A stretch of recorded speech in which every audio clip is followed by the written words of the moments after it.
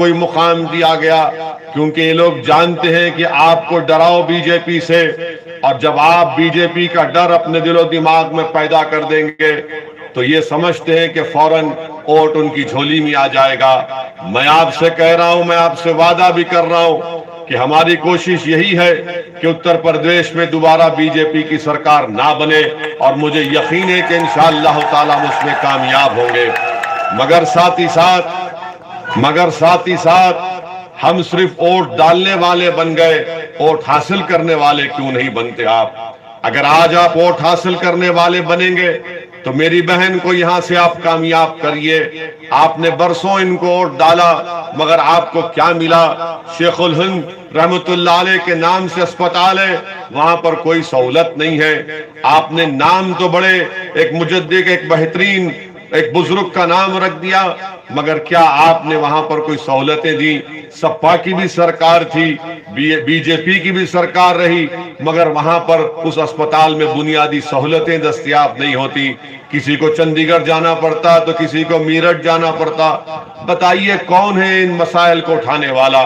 میں آپ کو ایک اور بات بتانا چاہ رہا ہوں، جو ڈرا کر آپ کا ووٹ حاصل کرتے ہیں نا، ان سے پوچھیے آپ کہ آج اتر پردیش میں سب سے غریب اگر کوئی ہے، دلت سے بھی زیادہ اگر کوئی غریب ہے تو السنکھیک سماج کا مسلمان ہے۔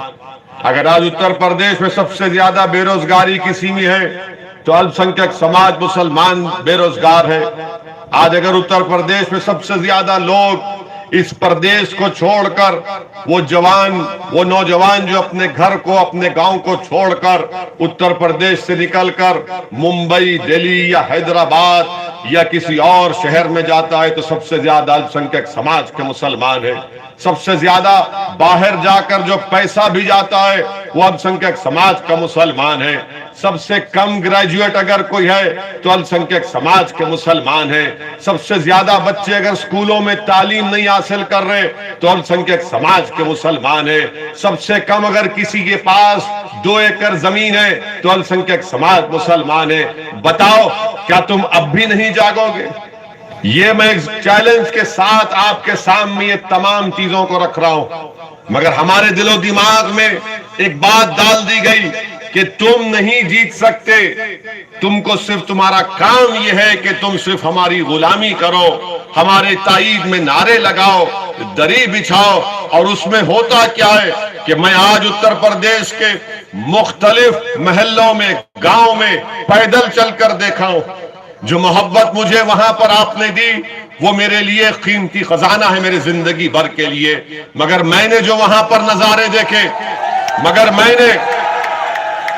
میں نے جو وہاں پر نظارے دیکھے، گندگی کی انبار پڑے ہوئے ہیں، گندا پانی روڈ پر بہ رہا ہے، کچرا نہیں اٹھتا، روڈ نام کی کوئی چیز نہیں ہے، کھڈے ہیں، سکول نہیں ہے، پھر بھی آپ اس بارے میں کیوں نہیں سوچیں گے؟ آپ کب تک آپ ڈر کر زندگی گزاریں گے؟ ارے یاد رکھو، ڈرنا ہے تو زمین و آسمان بنانے والے سے ڈرو، انسانوں سے، مکھیہ منتری سے، پردھان منتری سے مت ڈرو۔